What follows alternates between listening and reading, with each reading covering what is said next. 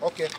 Hii ukiona hapa ni msokoto moja ile kubwa ambayo inaenda pengine kutengenezwa itengeneze ile msokoto ndogo ndogo. Na zote zinafanana namna hii. Hata zile zimepakiwa kwa gunia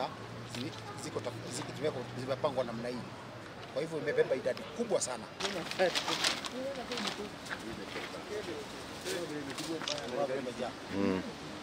Sawa. Sawa. Mwenye tongi na spidi.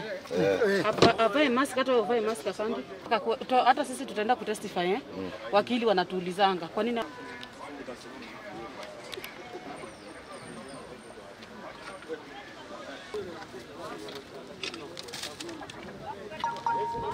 Kwa majina mimi naitwa Francis Kamau ambaye ni OSPD wa Buruburu hapa penye tuko. Ikiwa usiku ya jana kitu kama saa 8 askari yetu ambao walikuwa kwa doria kwa area za Umoja 1 walipata information kutumia maarifa yao na wakajua kuna gari ambaye inabeba mihadarati ambaye kwa kizungu inaitwa cannabis sativa, na wakachukua hatua mara moja. Alafu wakafuata ile gari na wakaipata sehemu fulani ya Umoja 1 ambaye ni iko area za Donholm. Baadaye wakaset mitego, pakaja tena gari ingine. Hiyo mwenye gari ya kwanza ambaye ni KCU 077C Fielder Silver ikawachwa, lakini askari yetu wakuchukua hatua kwa mara hiyo.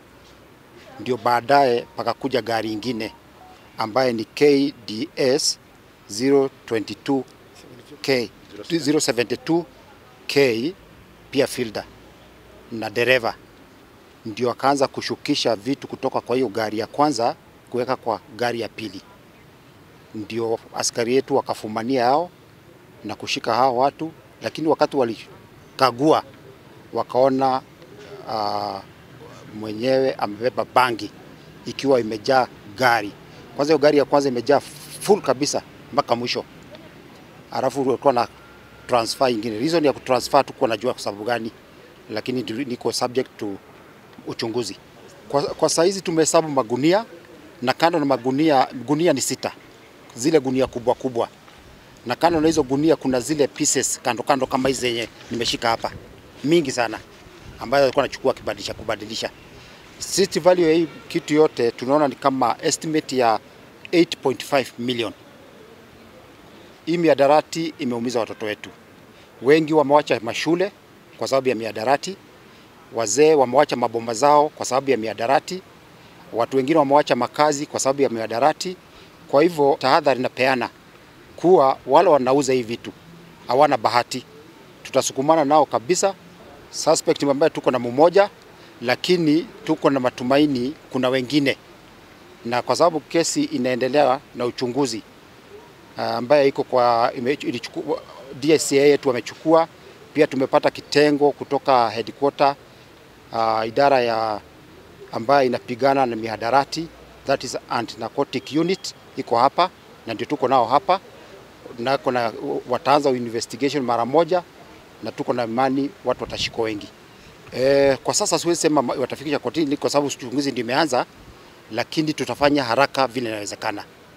Kile kitu naweza kutaka kutahadharisha watu kwa upande mwingine ni wenye kupeana gari zao kwa haya. Kwa sababu gari kama hii unaweza kuta pengine ilikuwa ni ya mtu. Amepea mtu afanye biashara. Na mwenye kupeleka kwa biashara anapeleka kwa biashara ya mihadarati, ambaye unapata inakuwa ni shida. Mtu anakuletea shida. Kwa hivyo lazima wakati unapeana gari yako car for hire, jua unapea mtu aina gani na ujue inaenda kufanya kazi gani. Intelligence yetu inatuambia ilikuwa kutoka upande ya Nyanza, na ilikuwa tukaishikia Umoja, lakini tuko na matumaini labda walikuwa wanataka kusambaza eneo la Nairobi ama pale pengine, lakini tunazidi kuchunguza tujue zaidi.